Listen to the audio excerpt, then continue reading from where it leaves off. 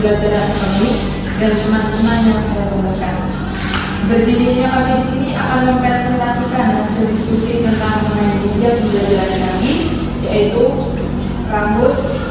Sebelumnya perkenalkan, nama saya Sila Putri sebagai yang menyediakan layanan kuis online. Mau dapat digunakan sebagai media pembelajaran interaktif dan menyenangkan. Selain itu juga tahu salah satu media pembelajaran yang mampu meningkatkan minat dan motivasi belajar peserta didik. Selanjutnya ada media pembelajaran kami.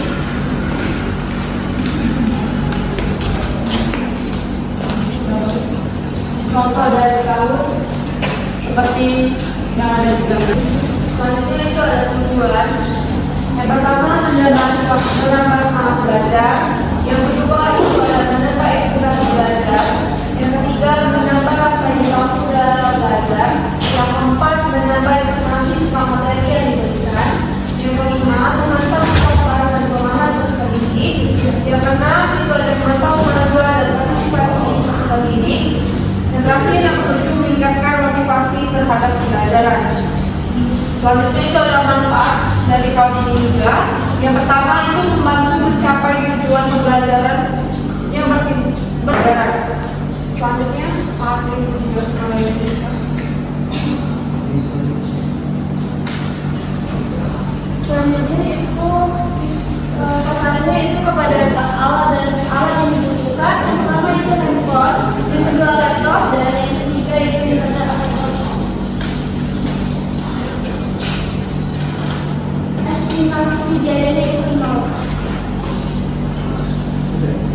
Selanjutnya akan dibacakan oleh rekan saya, yaitu yang satu laptop, yang kedua belum masuk, yang ketiga menentukan ambil kamu Anda, yang keempat klik buat dikirimkan data saya, yang kelima klik ambil kartu, yang keenam buat pertanyaan, yang ketujuh klik quiz dan untuk menambah pertanyaan baru, pendapat, isi deskripsi quiz. Kemudian media pembelajaran kami itu satu. Yang pertama suasana kelas dapat lebih menyenangkan. Yang kedua anak-anak dilatih untuk menggunakan teknologi sebagai media untuk belajar. Yang ketiga mengembangkan keterampilan siswa-siswi. Yang keempat anak-anak dilatih kemampuan motorik dalam mengoperasikan waktu. Kekurangan media pembelajaran canggih aku.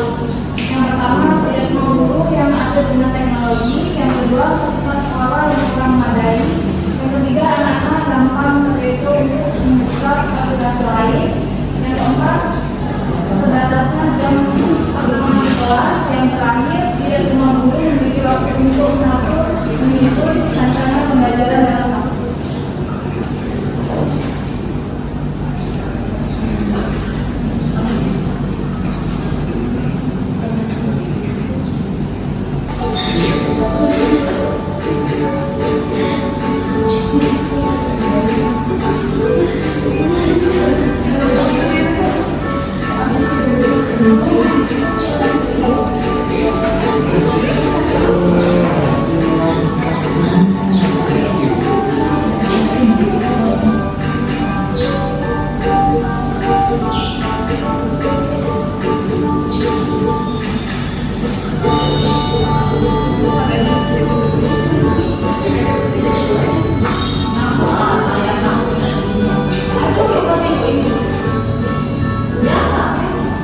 Di sini kami akan membuka sesi tanya jawab.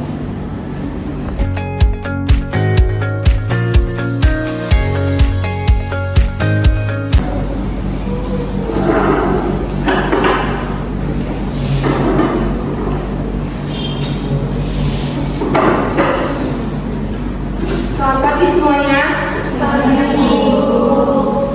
Oke.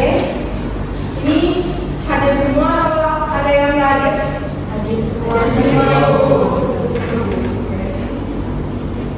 Oke, ini Ibu akan menjelaskan materi tentang penawaran.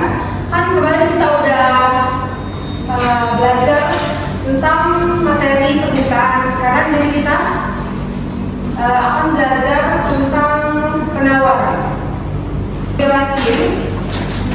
apa itu penawaran. Ibu mau ngejelasin tujuan pembelajaran ini. Yang pertama, itu siswa diharapkan untuk bisa mengetahui apa yang dimaksud dengan pengertian penawaran. Terus yang kedua itu siswa diharapkan bisa mengetahui apa hukum dari penawaran. Yang ketiga itu siswa diharapkan mengetahui faktor-faktor yang mempengaruhi penawaran. Yang keempat itu siswa diharapkan untuk bisa mengetahui fungsi dari penawaran. Nah, sebelum itu Ibu mau tanya, ada yang tahu nggak sih apa itu penawaran? Ya, boleh Mak. Penawaran adalah jumlah barang atau jasa yang siap dan mampu dijual oleh produsen pada berbagai pihak harga dan kategori tertentu. Oke, boleh. Ada yang mau jawab lagi? Boleh ada? Kalau misalnya penawaran itu jumlah barang atau jasa yang siap dijual oleh produsen kepada konsumen. Oke. Jadi penawaran itu adalah jumlah barang. Nah, jadi penawaran itu adalah jumlah barang ataupun jasa yang ditawarkan oleh produsen dengan tingkat harga pada periode tertentu. Terus selanjutnya itu ada hukum dari penawaran. Ada yang tahu nggak sih apa itu hukum penawaran? Kalau boleh pertama, ya Furqan boleh. Hukum penawaran itu apabila harga barang naik maka harga barang ditawarkan naik. Sebaliknya apabila harga barang turun maka harga barang ditawarkan menurun. Oke. Ada yang mau jawab lagi?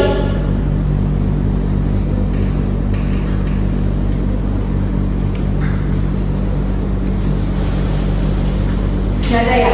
Jadi benar, hukum penawaran itu adalah simpel aja sebenarnya. Kalau misalnya harga barang naik, maka jumlah barang itu juga meningkat. Nah, begitupun sebaliknya, kalau harga barang menurun, jumlah barang juga akan menurun.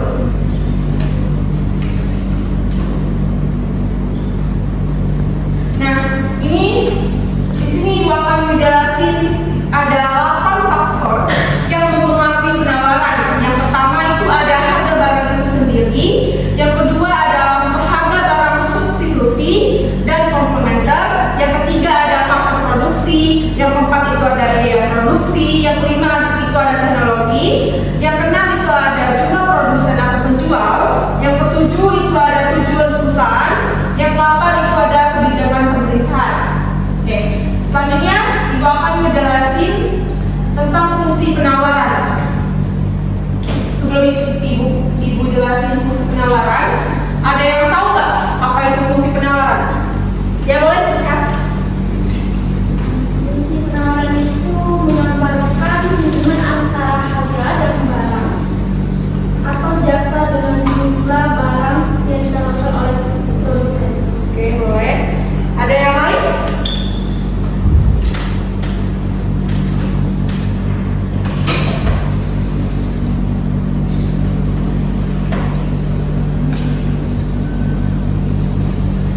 Oke, nggak ada ya. Jadi benar, fungsi penawaran itu hubungan antara harga dan jumlah barang yang ditawarkan juga dapat disajikan dalam persamaan matematis atau yang disebut juga dengan fungsi penawaran. Oke. Ini Ibu akan adain sesi kuis berupa Kahoot.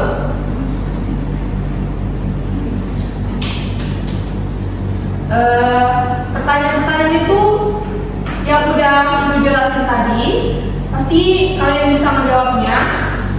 Untuk tata cara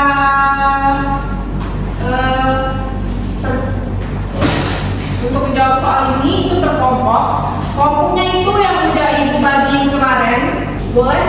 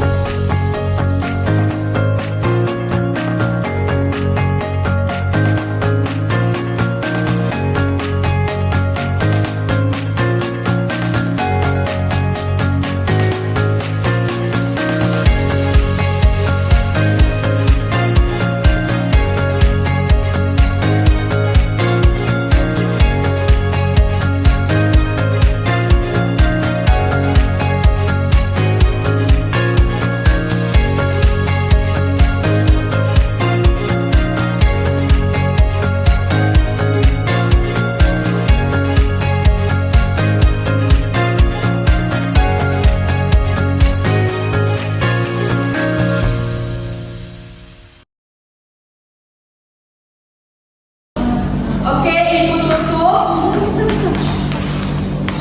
kuis hari ini. Makasih yang sudah berpartisipasi dalam kuis ini, dan juga makasih juga yang sudah mendengarkan penjelasan Ibu tadi.